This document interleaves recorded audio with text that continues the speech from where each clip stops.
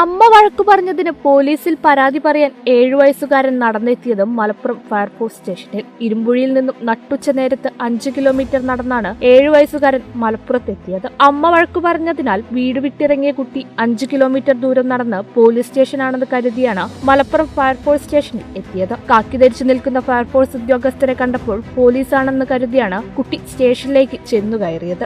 കുട്ടിയെ കണ്ടപാടെ ഫയർഫോഴ്സ് ഉദ്യോഗസ്ഥർ വിവരം തിരക്കുകയും കുട്ടിക്ക് വെള്ളവും ഭക്ഷണവും നൽകുകയും ചെയ്തു. തുടർന്ന് കുട്ടിയിൽ നിന്നും കാര്യങ്ങൾ അന്വേഷിച്ചറിഞ്ഞ് വീട്ടുകാരെ ബന്ധപ്പെട്ടു. കൺസ്ട്രക്ഷൻ ജോലിക്കാരനായ പിതാവിനെ ബന്ധപ്പെടുകയും കാര്യങ്ങൾ അന്വേഷിച്ചതിനു ശേഷം ചൈൽഡ് ലൈൻ പ്രവർത്തകരോടൊപ്പം കുട്ടിയെ വീട്ടിലെത്തിക്കുകയുമായിരുന്നു. സമയത്തോടുകൂടി ഒരു കുട്ടി റോഡേ നടന്നു വന്നു. ആ കുട്ടിയെ അതിന്റെ ഉമ്മ വീട്ടിൽ നിന്ന് ഇറക്കി വിട്ടതായിട്ടാണ് ഞങ്ങളടുത്ത് പറയുന്നത്.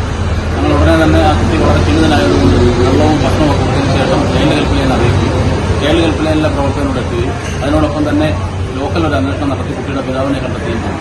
കുട്ടിയുടെ പിതാവും ചൈൽഡ് ഹെൽപ്പ് ലൈനിലെ അംഗവും എത്തുകയും രണ്ടുപേരും കൂടെ ചേർന്ന് കുട്ടിയുമായിട്ട് വീട്ടിലേക്ക് പോകുന്നു. സ്കൂൾ അവധിയായതിനാൽ കുട്ടി വികൃതി കാണിച്ചപ്പോൾ മാതാവ് വഴക്ക് പറയുകയായിരുന്നു. ഞാൻ പോലീസ് സ്റ്റേഷനിൽ കംപ്ലൈന്റ് ചെയ്യുമെന്ന് കുട്ടി പറഞ്ഞിരുന്നു. എന്നാൽ കുട്ടി തമാശ പറയുകയാണെന്നുള്ള ധാരണയിലാണ് മാതാവ് അതിനെ കണ്ടത്. കേരള വിഷൻ, മലപ്പുറം.